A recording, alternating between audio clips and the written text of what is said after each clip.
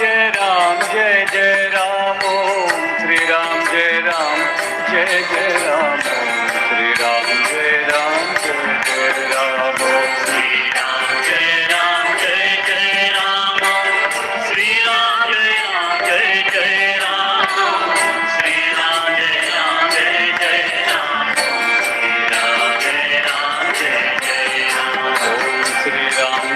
Ram, Jai Jai Ram, Om Sri Ram, Jai Ram, Jai Jai Ram, Om Sri Ram, Jai Ram, Jai Jai Ram, Om Sri Ram, Jai Ram, Jai Jai Ram, Om Sri Ram, Jai Ram, Jai Jai Ram, Om Sri Ram, Jai Ram, Jai Jai Ram, Sri Ram, Jai Ram, Jai Jai Ram, Om Sri Ram, Jai Ram, Jai Jai Ram, Om Sri Ram, Jai Ram, Jai Jai Ram, Sri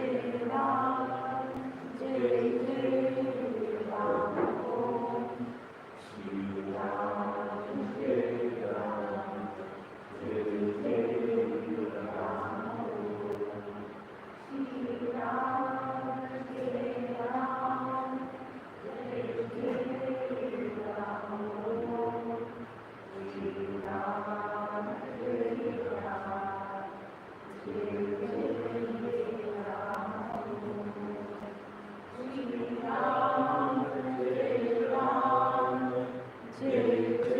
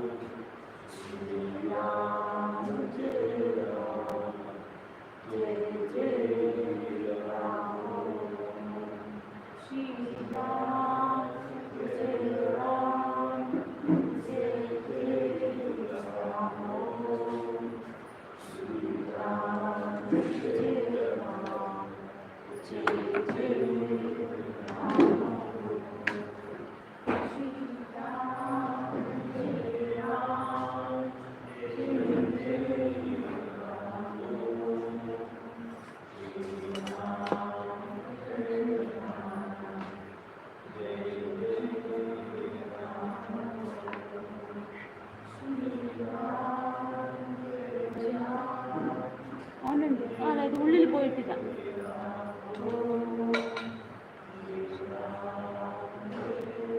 പോവാ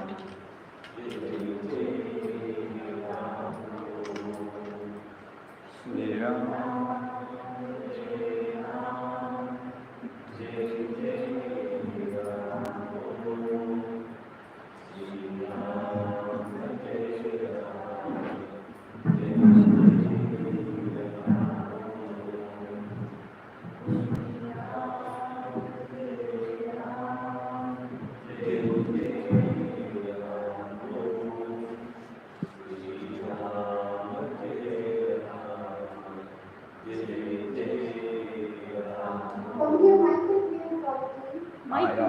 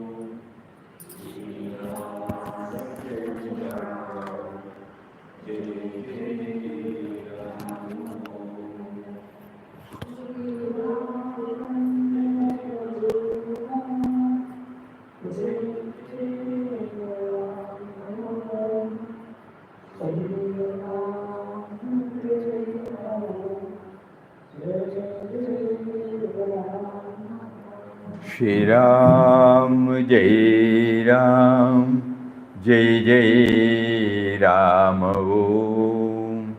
Shri Ram, Jai Ram, Jai Jai Ram Om.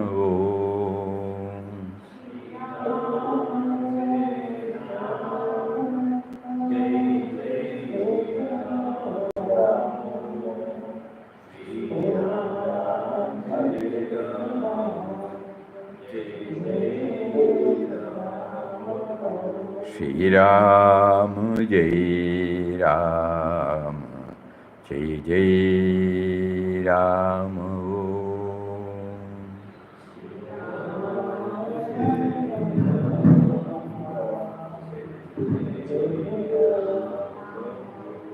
Shri Ram, Jai Ram, Jai Jai Ram Om.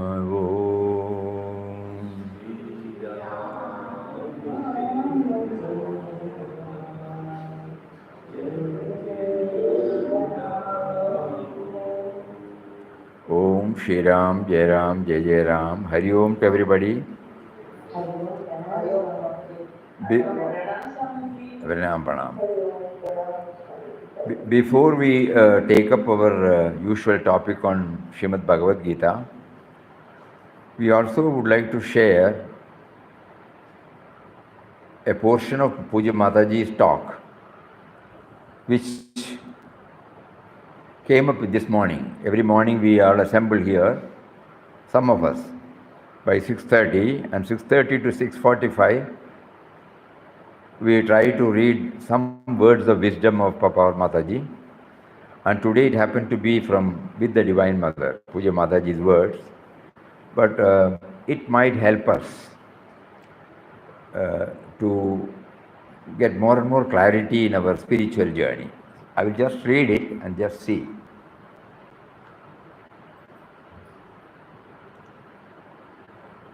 During our lunch time, Mataji says, I wanted to know something and I asked the question to those attending on me. None answered. I then started wondering why none present cared to give me the information sought by me, and my mind started raising all kinds of questions. Then Papa told me from within, here you are talking of making everything kali, empty, and shedding all desires in order to drop your body so that Ramdas can take you back. Yet here you are again making yourself needlessly restless, wondering why no reply was given to your question. Where is your desire to return to Ramdas? Normally, when I look at anyone, I do not see their name and form, but Papa's Kali Swarup. I see through them only emptiness, which is Papa's real Swarup. When I did not get any answer to my questions, instead of starting to wonder what the matter was, I should have kept quiet and lost myself in Papa's Kali Swarup. Instead, I started speculating what the matter was. That was like digging a pit in Papa's Kali Swarup and leaping onto it. Of course, by reminding me what I was doing, Papa made me come up immediately. You should pray to Papa within and he will answer your prayer. The thing is, we just don't pray to him within us. We should talk to him as a child talks to its mother. Talk to him all the time. He likes being spoken to, and this will keep him always in your mind and prevent it from hankering for this or that.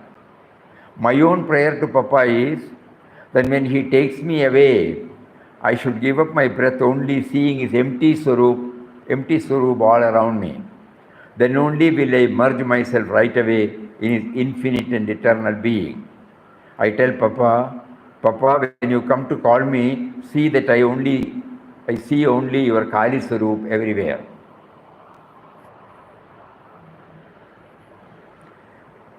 So whatever disciplines we are undergoing,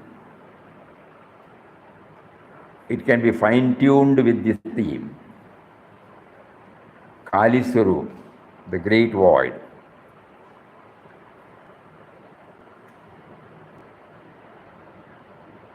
Whatever we are doing, just like when we see the words, we don't see the whiteness behind it. Whiteness is the background upon which all these words appear. So that is the Kali Swarup. The substratum upon which all the creations come up, exist and dissolve.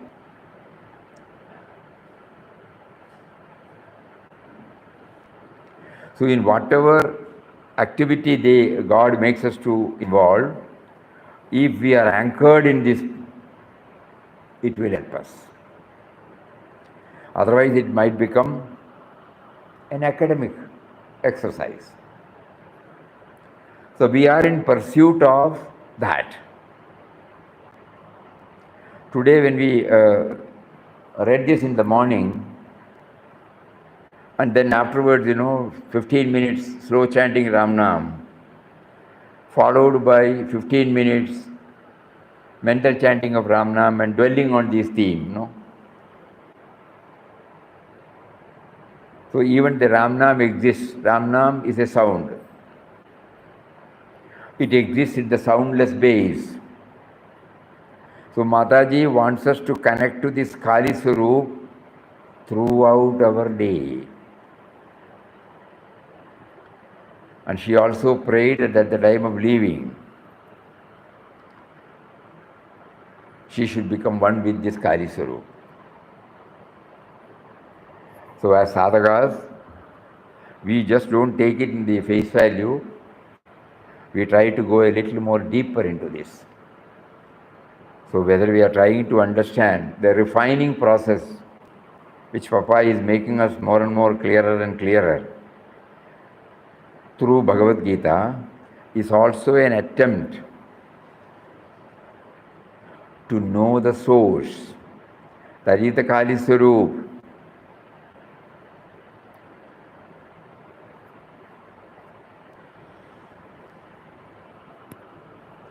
Anybody would like to say anything?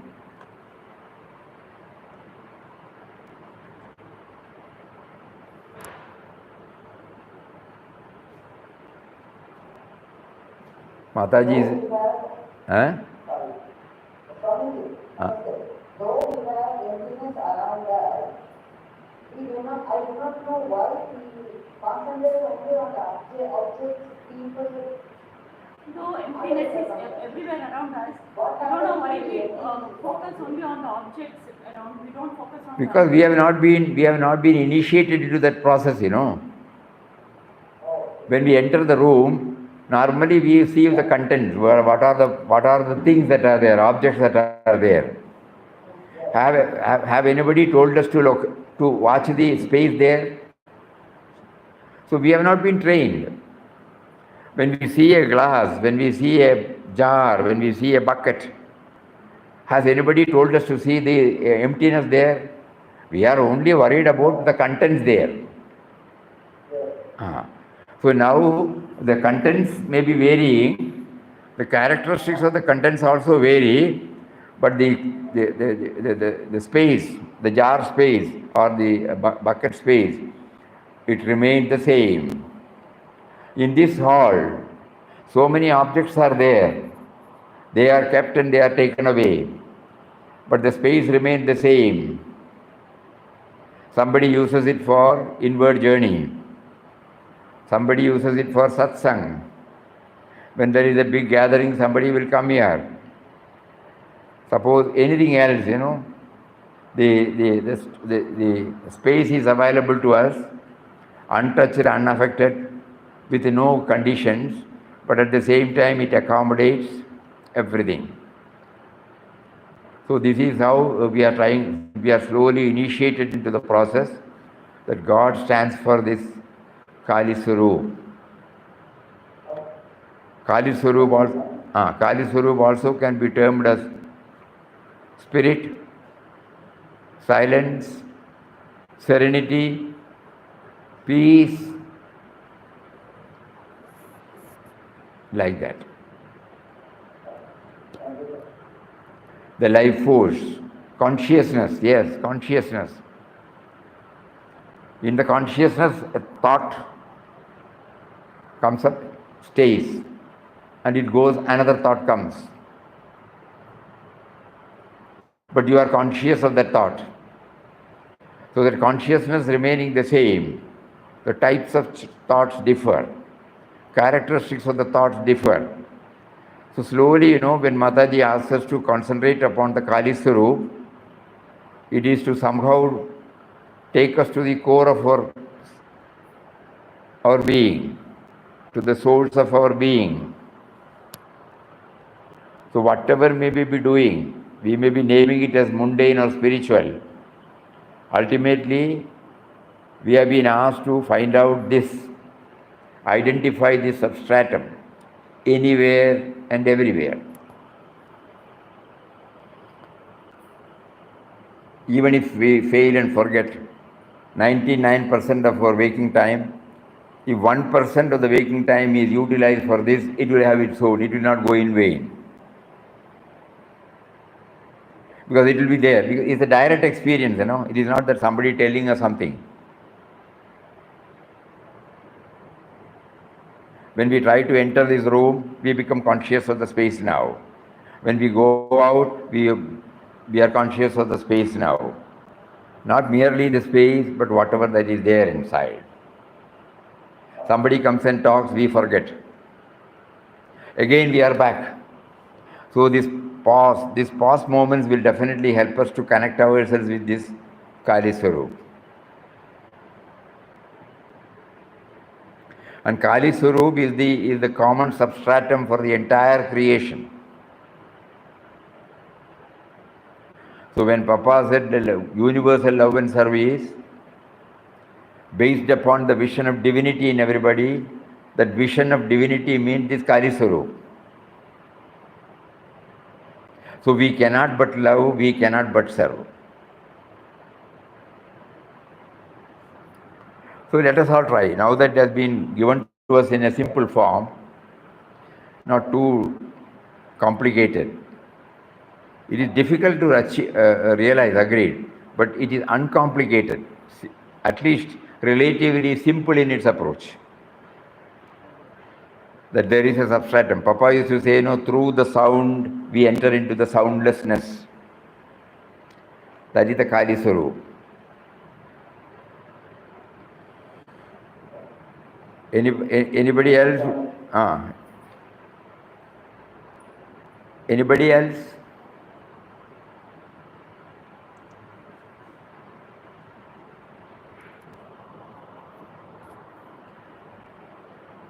So every time we have to keep on hammering this. Swamiji, Ah. we are used to so much clutter around. We are used to Mental so much. clutter, physical clutter. It's so difficult to see the emptiness between. We are so much in the clutter. It's difficult to see the emptiness around. It is true, because we have not trained our mind, naturally. But when Mataji makes us to read this, she is trying to draw our attention towards that. She herself says, I forgot about it and I was asking for this and that. So because of her reaching that stage, she was able to get the guidance from within, and she shared with everybody. And she also added that we must develop a dialogue, a regular dialogue with him, so that we get reminded about this substratum every now and then. Please think about it. Now then we will go back to Bhagavad Gita. It was very thrilling in the morning when it came, so we thought we should share it with you all.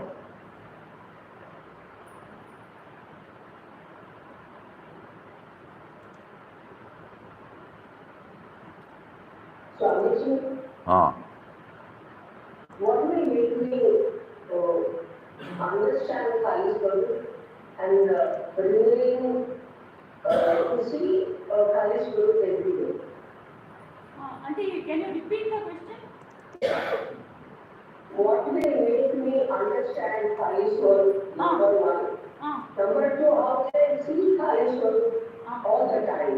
Swamiji, how to understand Kali Swarup and how to see Kali Swarup? How do you understand Kali Swarup and how do you see Kali Swarup?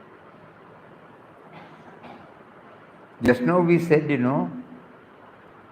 suppose your room from which you are now seeing, it is a space.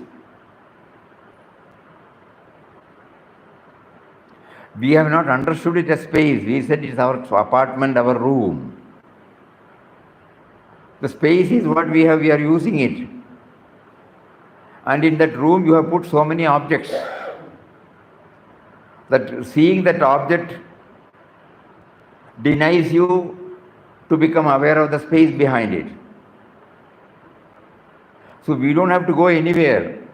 Wherever we are, we can just look at it. The contents are there, the container is there. We are only thinking about the contents. Whether it is a room, whether it is a bottle, whether it is a vessel, whether it is a jar. Everywhere.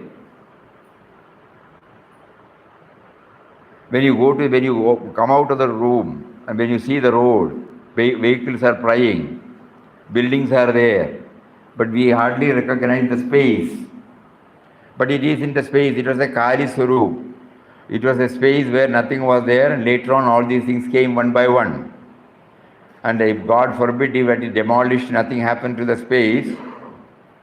All these thoughts, we keep on. It is not a theory. We are trying to see it from our own experience. If we in the room, suppose we hear this and it's a theory, but immediately open and see the space, Anything, inside and outside, there is space. So in us also the space is there, in the form of consciousness, in the form of life force, in the form of stillness, serenity, peace. Kali Swarup and great world is Same. Kali Swarup and great world is same.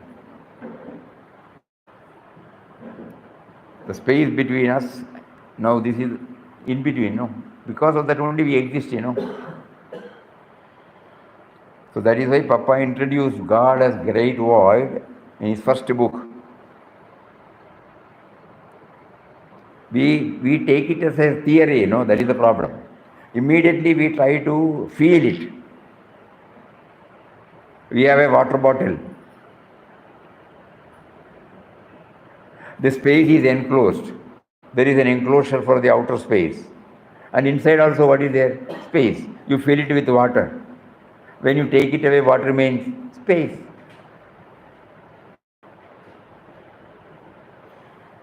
These are all directly we can experience,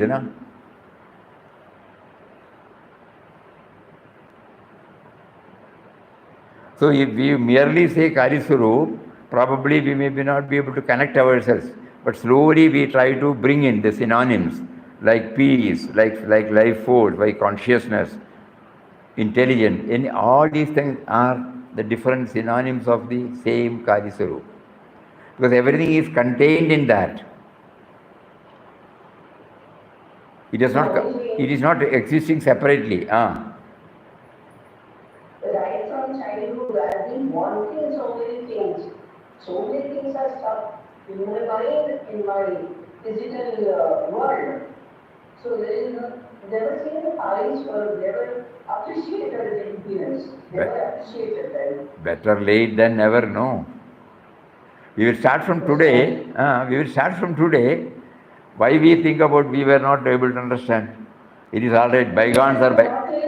If a bottle is empty, we go on immediately fill it up. Never appreciating the correct. Now, at least from today onwards, we will change, When you cook, and when you try to transfer the cooked item to a vessel, you will see the space there. Oh, you are filling it with that space. And then, after you consume, you clean it. Again, the space is there. Like that. Like that, each and everything we can try to identify.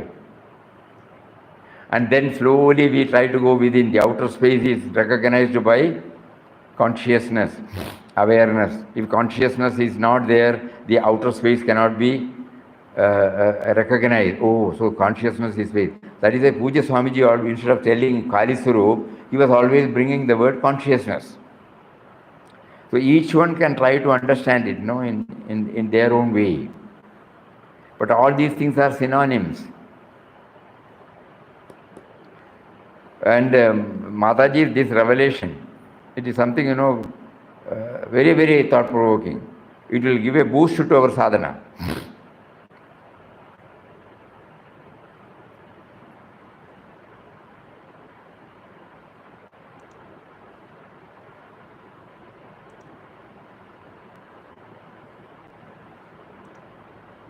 She also asked what to feel and how to feel, sir. Pardon? Huh? She asked what to feel and how to feel that space. How to feel. Yes. This is how, you are feeling the space now, I am feeling, sir. That is how we slowly enter into it. So far we have not recognized the space. We only recognize the room, the chair, whatever that is available. We concentrate on all objects. We have never gone too deep into the platform, which is called the space. Now we are slowly becoming aware of the platform. Without that platform, nothing exists. This is how we try to train. So instead of bringing big words, Mataji put it in a very small, simple word, Kali Swarup, which is easily accessible to all of us. The moment you open, you see the space, you know. The moment you see this, there is a space inside. Anything and everything. Oh, inside space, outside space. Even prior to this hall was constructed, there was open space, which had no name and form. When this hall was constructed, the same space is there. Now it has got a name and form. But this exists in the open space also.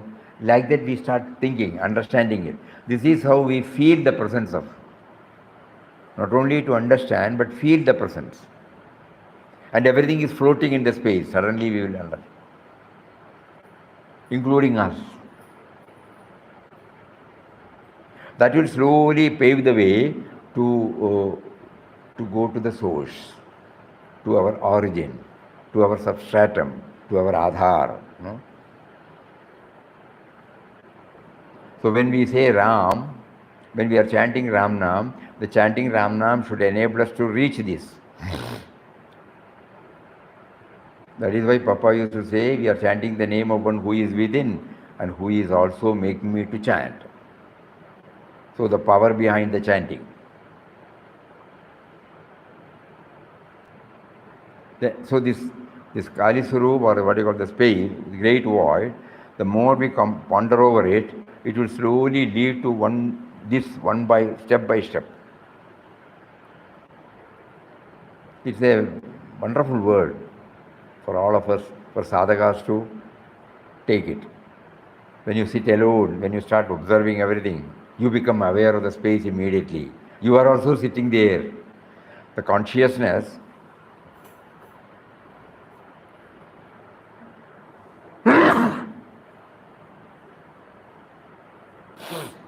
now we know that we are sneezing, no?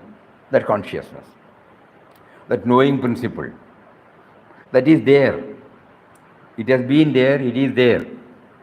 So we try to understand the outer space and the inner space is realized because of the consciousness. Oh, so this one leads us to that consciousness.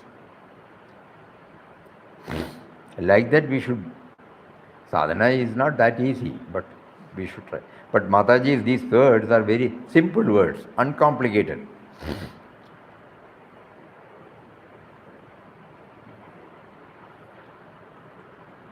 Anyway, with that background, we will again come back to our usual. We were in the 6th chapter, no? Over. 7th over? Ah. Ah.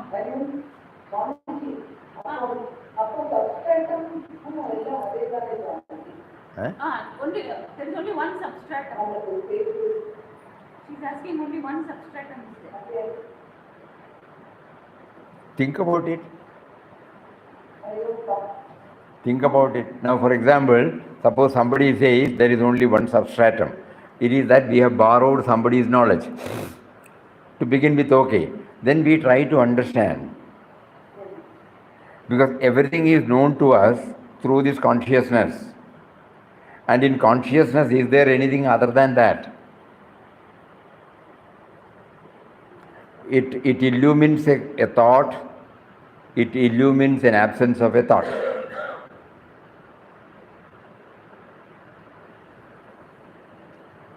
So everywhere it's only one substratum. Just like the space is one all around. We have cut it. When we say this is India, this is America, this is Kerala, this is Kanyangarh, this is Anandashram, this is a hall. Like that we have fragmented, in our mind for vyavaharik purpose. When we are dealing at the individual level, all these things are necessary, they are relevant. But when we come to know, just like we used to say, when you go to the rooftop, you see everywhere. Not identifying or localizing yourself to an individual or a particular place. When you are viewing it from the aircraft, when it tries to land, you see a bigger dimension where there are no divisions. Suddenly you realize how the space is there, undivided space. Beyond the earth level, it is undivided. At the earth level, it is divided. These are a direct experience we get, and all are valid and relevant.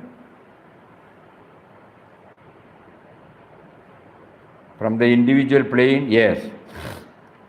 From a higher plane, yes. Because the body, mind, intellect can only reach up to one point. Naturally, it has got its own limitation. So when we rise above from the ground level, our vision gets more and more widened. Please think about it. Reflecting, that alone will take us there.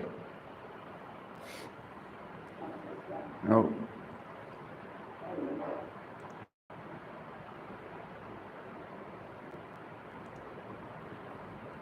So we go to 8th chapter, no? 7th? 6th over.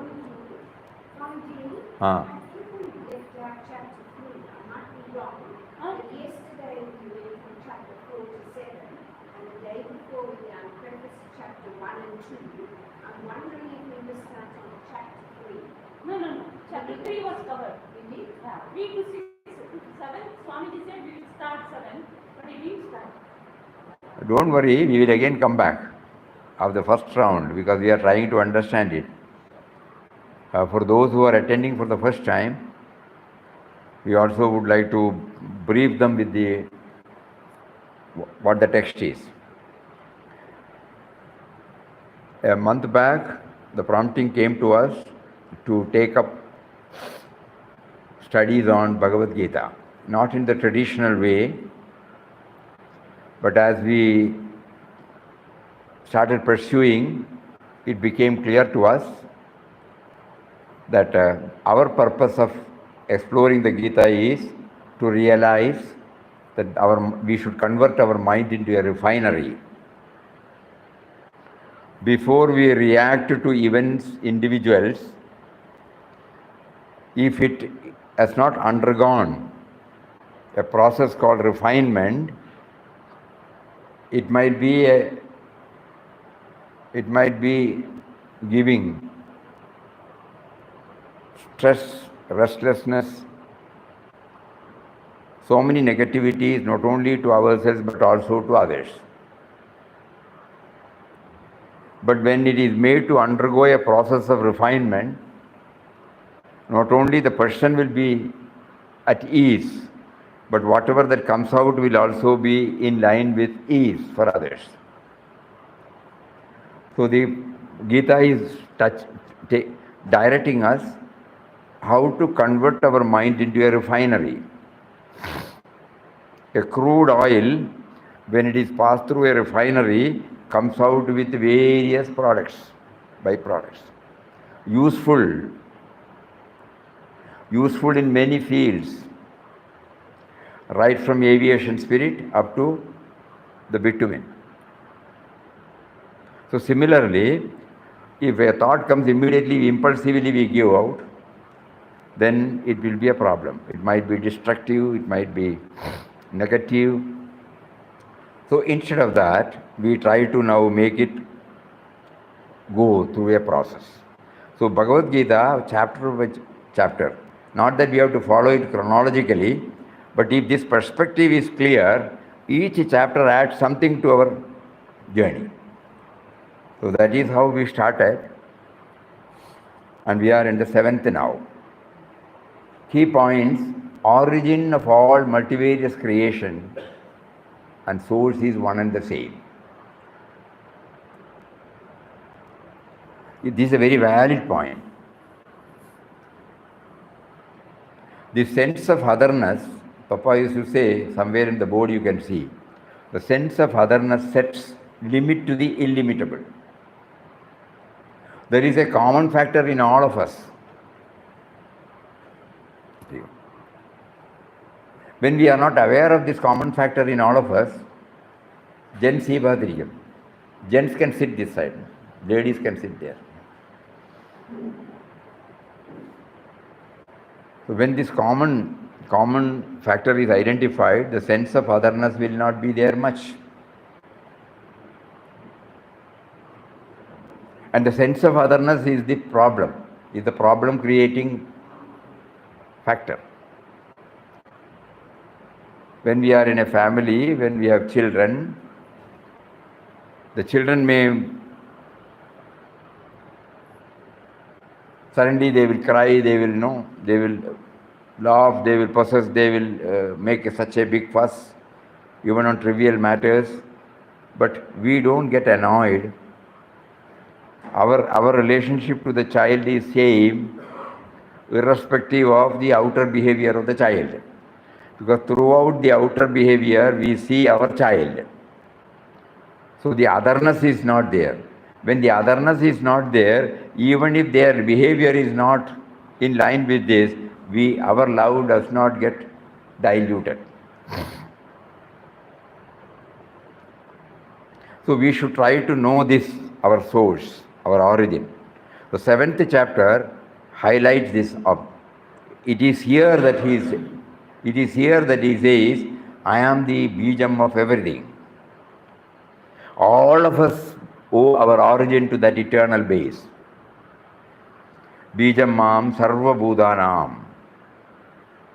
Something for all of us to meditate, contemplate, reflect. For those who are hearing for the first time, normally when we go to our souls, we say we come from our parents, but we know later that parents were also born to their parents. They were also born to their parents, so they cannot be the first cause. Which can be the first cause? So here he says, I am the Bijam. I am the eternal seed. So all of us have come from that.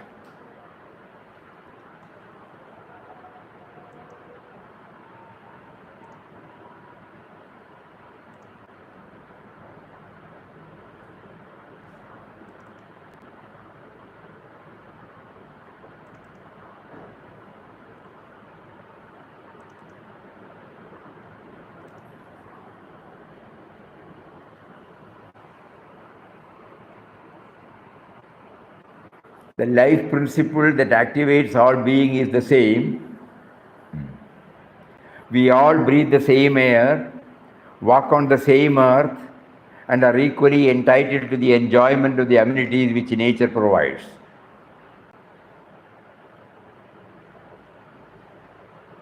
Please think over. The earth yields its rich gift to all alike. The differences between man and man on the material plane are, in truth, unnatural, improper. Because the component parts and the composition of human bodies and the qualities inherent in them are not diverse and conflicting. If we look with the pure vision and belongs to an enlightened mind, we do not see any clear-cut line of demarcation that isolates man from man, one set of people from another, one nation from another. We are indeed parts of the stupendous whole. We are units that form the world community or family. So we can live and act as members of a world brotherhood or federation. These are Papa's words. So this will give us some more idea, no? Because we all come from the same source.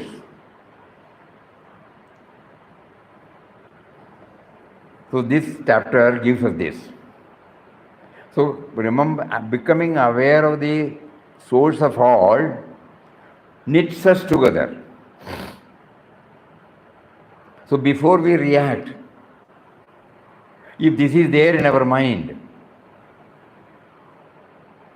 see the difference. We may differ with others, but we will have love for them. Because we are aware of the common factor in all of us. Refining perception to see the one in all. All creation arises from two aspects. The lower nature made up of the 5 elements, and the higher divine power that enlivens and sustains everything. Apara is the ever-changing material aspect, while para is the unchanging spiritual essence. At first glance, the world appears fragmented. Different people, emotions, experience seem separate from one another. But when we refine our understanding, we see that everything, despite its variety, originates from the same source. Just as the ocean's waves, no matter how large or small, are still water, so too are all our experience and expressions rooted in the same divine energy. However, this realization does not come automatically.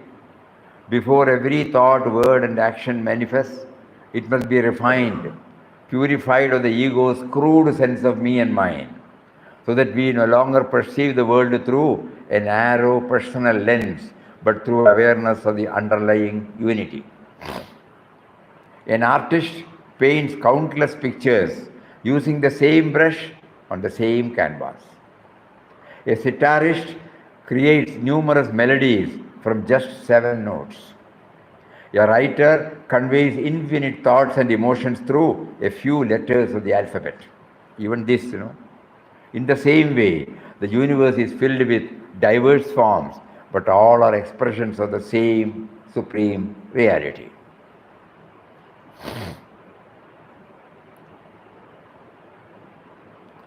Yet in daily life, we tend to label and separate. He is angry, she is kind, that is good, that is bad. But what we saw, all these emotions and tendencies are waves of the same consciousness. The anger of one person, the love of another, the struggles and triumphs of all, these are merely different roles assigned in the grand play of existence. Consider a garden where every plant grows under the same sun, drawing nourishment from the same soil and water, yet each plant develops its own distinct taste.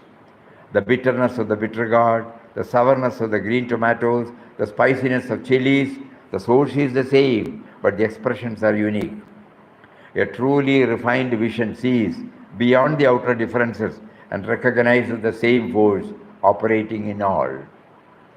So refining our response, moving from reaction to awareness. When this awareness deepens, we stop reacting impulsively to situations. Instead of resisting or judging, we accept and respond with clarity. This is the true refining process, where we no longer act from personal likes and dislikes, but from understanding and awareness.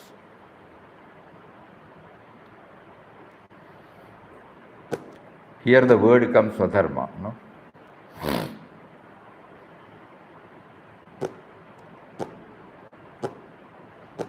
Suppose we are running an organization. There are certain norms, disciplines. So the employees are supposed to go through, observe the norms. So whenever it is violated, the employer takes him into task, even takes disciplinary action. That is not denied here in spirituality. That is the dharma. Otherwise the institution will not be there. But even while discharging the duties of the dharma, we will not mix it up with the individual. The so-called disciplinary action is taken for the wrong things done through that individual, keeping our relationship with the individual intact. This can come only through a process of refinement.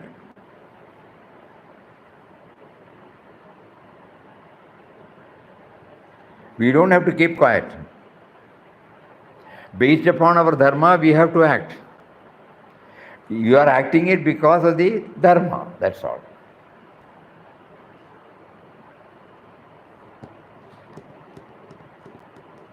When Swami Chinmayanandaji was requested to go to the war front in 1965 Pakistan war,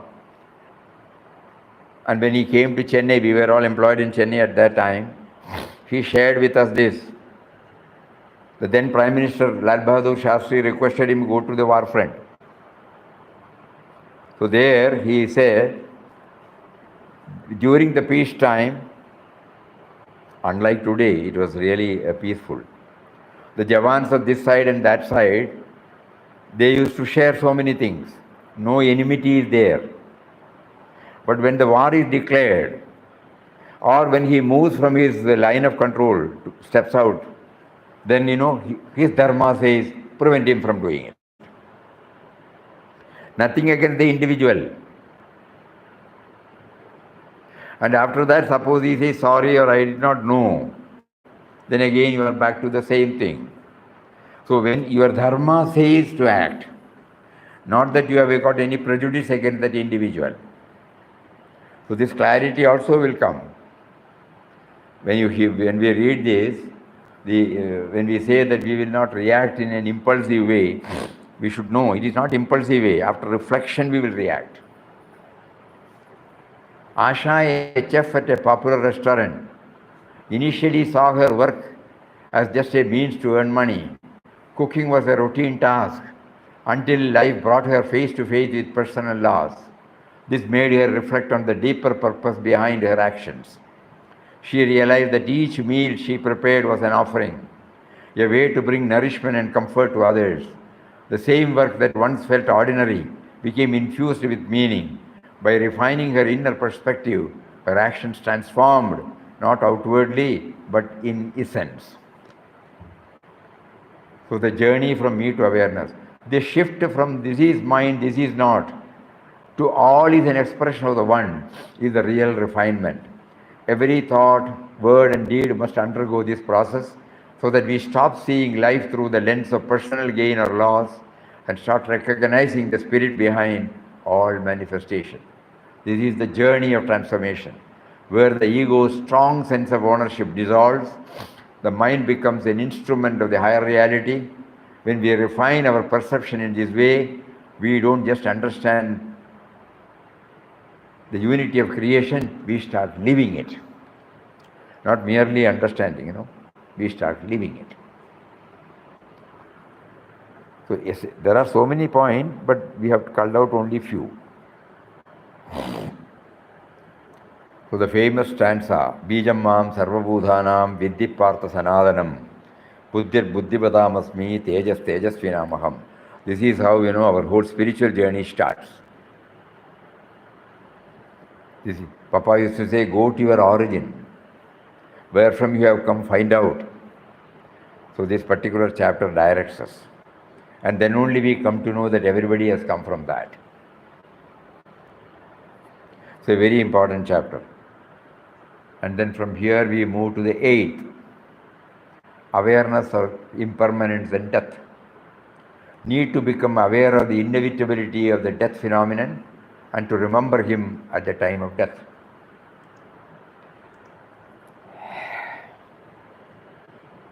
Normally we refuse to talk about death also, Nowadays the atmosphere is different. We are becoming more and more practical.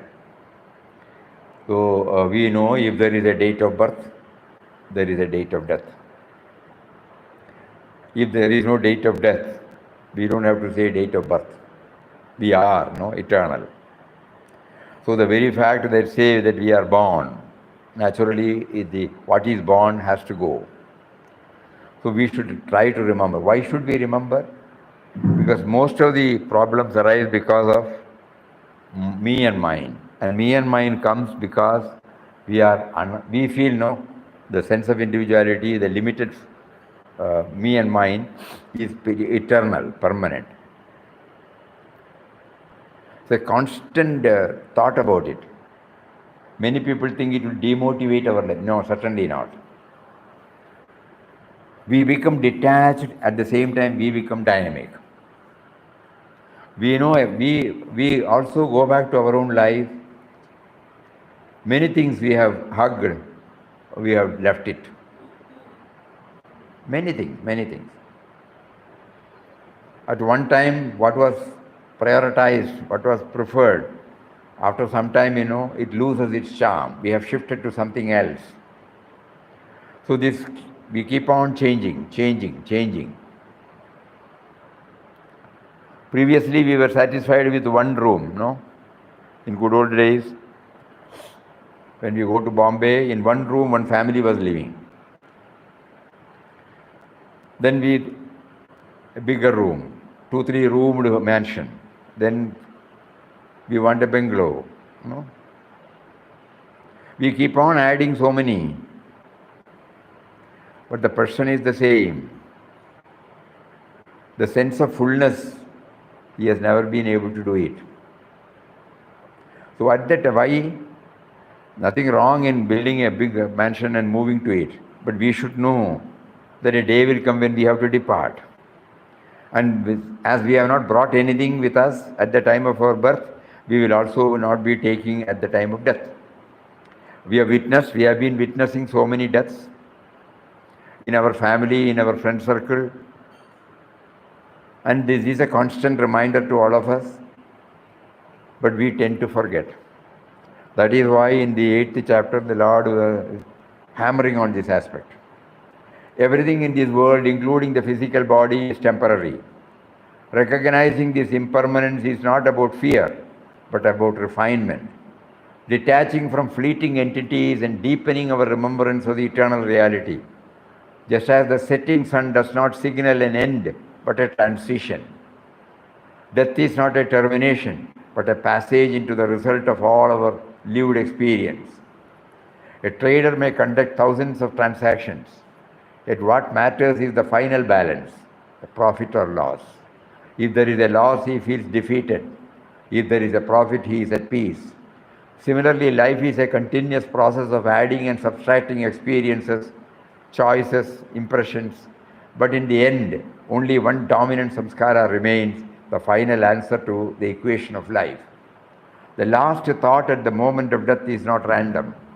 It is the distilled essence of how one has lived. It signifies the net result of all thoughts, words, and actions that have been entertained throughout our life. A mind burdened with attachment will cling to them even in its final moments. A mind trained in awareness will naturally rest in that remembrance when the body drops. The refining process, therefore, is to bear this truth in mind while living, to cultivate detachment from the unnecessary and align our focus with the eternal. Just as a musician repeatedly practices a raga until it becomes effortless, spiritual refinement trains the mind to return to awareness of the divine effortlessly.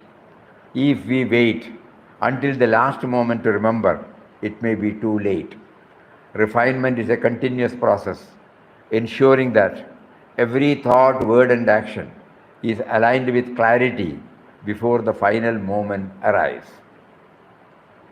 Rajesh, a teacher, was deeply invested in his career ambitions and the pursuit of material success. Life revolved around achievements, recognition, securing a future for himself. One day, the sudden passing of a close friend shook him.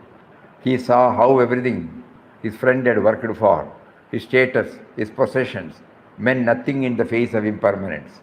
This realization refined Rajesh's perspective. He began to shift his focus, prioritizing time with the loved ones, appreciating each moment, embracing the transient nature of life instead of resisting it. Rather than fearing death, he surrendered to the awareness that every moment is a gift. His worries about the future loosened their grip, and he naturally found himself more present, more grateful, and less consumed by things that had once seemed urgent but now felt insignificant. So, what is the conclusion? Living with awareness, dying in remembrance. Death is not an event to prepare for in the future. It's a reality to be aware of now. Refining our awareness of impermanence shifts our focus from clinging to the temporary to aligning with the eternal. Every thought, word, or deed is an opportunity to prepare the mind for its final moment. Just as a river naturally merges into the ocean, a refined mind effortlessly rests in remembrance when the time comes. The question is not whether death will come, but what thought we will carry into it, and that depends entirely on how we live today.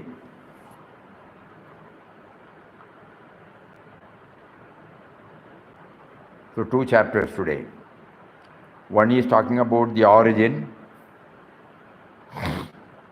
another is talking about the impermanent nature of the body.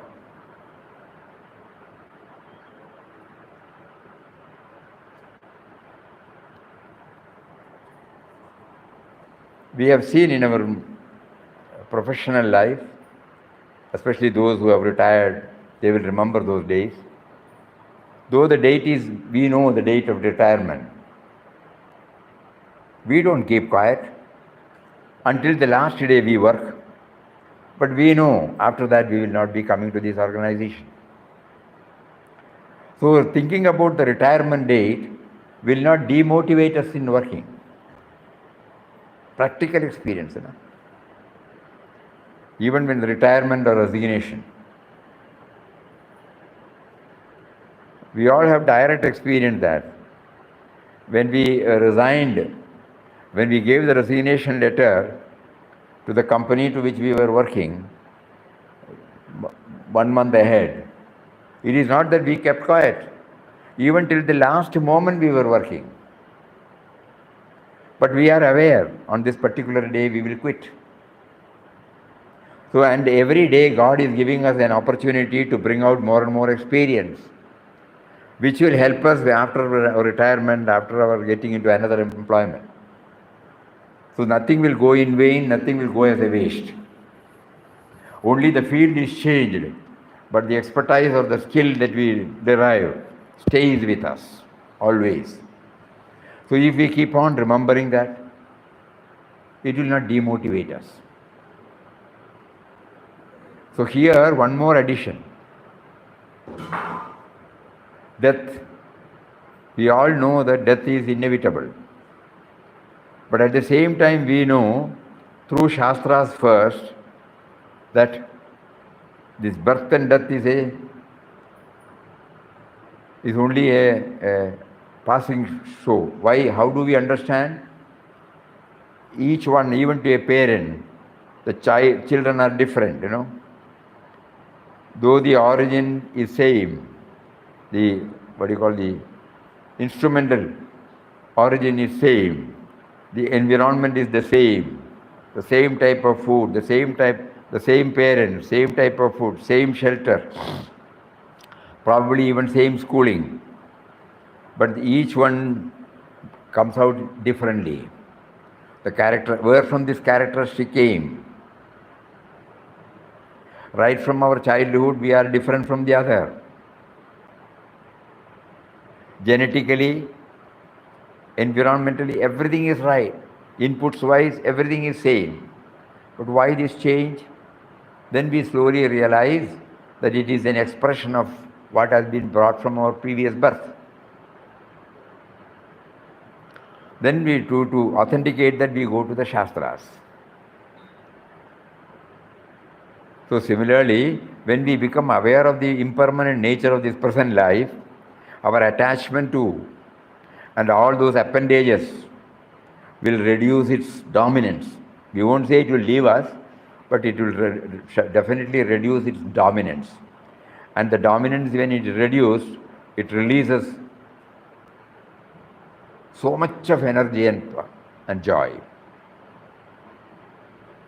From the limit to the limitless.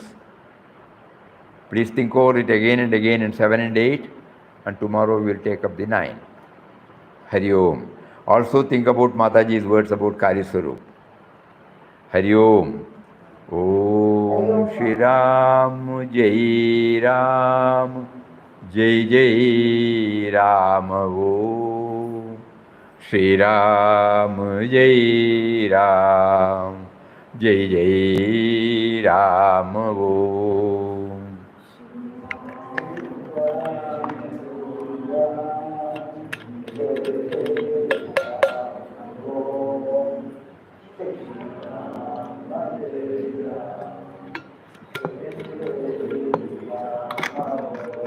Shri Ram Jai Ram Jai Jai Ram Om Shri Ram Jai Ram Jai Jai Ram Om.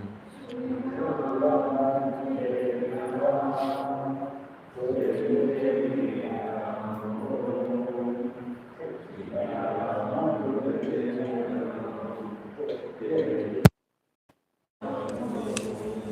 Ram, Jai Ram, Jai Jai Ram.